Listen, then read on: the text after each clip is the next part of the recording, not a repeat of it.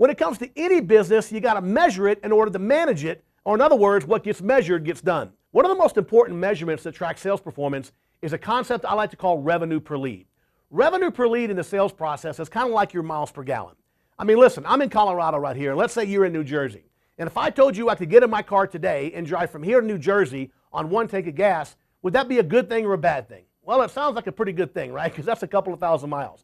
But what if I told you that in addition to my 20-gallon gas tank in my car, I had an 80,000 gallon gas tanker follow me around refueling my tank, right? So it took 80,000 gallons of gas to get to New Jersey. That's probably not such a good thing. My point is this: if you want to know a good miles per gallon, you got to know two things. You got to know how far it is, how many miles, but you also have to know how many gallons of gas did I use to get there. Then you can calculate miles per gallon, and we can have kind of an objective conversation about 30 miles a gallon is good or 15 is bad or whatever. But you have to have those units of measurements. You have to know how far it is and the gallons of gas. Well, in sales productivity, sales performance, revenue per lead is your miles per gallon.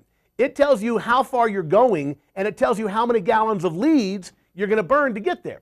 So let's say, for example, I go out on 10 leads and I close half of them. So I get 5 deals, and let's say my average ticket is about $8,000. So I get five sales at $8,000 on average for a total revenue of $40,000. Now that $40,000, how many gallons of gas, how many leads that I have to burn to get that $40,000? Well, I had to run all 10 leads, right? I don't just count the ones I sold. I had to burn all 10 leads. So if I take that $40,000 and I divide that by 10, that tells me on average I got $4,000 revenue per lead, or 4,000 miles per gallon. Now in this industry these days, $4,000 revenue per lead is really the minimum you should be expecting, right? 10, 15 years ago, a lot of companies were running $2,000, $25,000, $3,000 revenue per lead. But with high efficiency equipment, all the accessories we have access to, our average ticket and our close rate should be such that we should be generating on average $4,000 revenue per lead. And that's a base minimum, right? I've got clients that are turning $6,000, $7,000 revenue per lead. So revenue per lead is your unit of measurement. And the reason it's so good is because you can compare apples to apples. If you got one guy that's running 10 leads and one guy that ran 15 leads, you can still compare their revenue per lead, right? It's the great equalizer. And it tells you what kind of productivity, what type of efficiency each salesperson is generating on each lead. Remember, 4,000 is your target and higher. You don't want any lower than that because, listen, it's a reflection of your average ticket and your conversion rate.